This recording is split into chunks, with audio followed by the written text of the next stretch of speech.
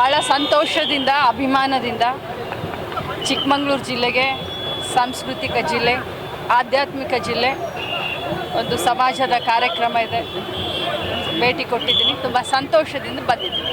ಮಗಳನ್ನು ಮನೆಗೆ ಕರ್ಕೊಂಡು ಹೋದಷ್ಟು ಸಂತೋಷದಿಂದ ಸ್ವಾಗತ ಮಾಡಿ. ಪಾಪ ಮಾಡಬಾರದ ಅವಮಾನವನ್ನು ಸದನದಲ್ಲಿ ಮಾಡಿ ಈಗ ಬಂದು ಭಾಗನ ಕೊಡುವಂಥ, ಸೋಗನ್ನು ಮಾಡುವಂಥ BJPಯವರ ಭಾಗನ ನನಗೆ ಅವಶ್ಯಕತೆ ಇಲ್ಲ. ಅತ್ಯಂತ ಕಠಿಣ ಶಬ್ದದಿಂದ ಖಂಡಿಸ್ತೀನಿ. ಯಾರೇ ಆರೋಪಿಗಳಾಗಲಿ ಅವ್ರಿಗೆ ಅತ್ಯಂತ ಕಠಿಣ ಶಿಕ್ಷೆಯನ್ನು ಕೊಡಬೇಕು ಅಂತ ನಾನು ಒತ್ತಾಯ ಮಾಡಿದ್ದೀನಿ.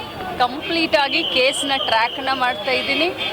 ಆದ ಘಟನೆಯ ದಿನದಿಂದ ಇಲ್ಲಿಯವರೆಗೆ ಸತತವಾಗಿ ಪಾಲಕರ ಜೊತೆಯಲ್ಲಿ ಮತ್ತು ಪೊಲೀಸ್ ಇಲಾಖೆಯವರ ಜೊತೆಯಲ್ಲಿ ಸಂಪರ್ಕದಲ್ಲಿದ್ದೀನಿ. ಪಿನ್ ಟು ಪಿನ್ ಮಾಹಿತಿಯನ್ನು ತೆಗೆದುಕೊಳ್ತಾ ಇದ್ದೀನಿ.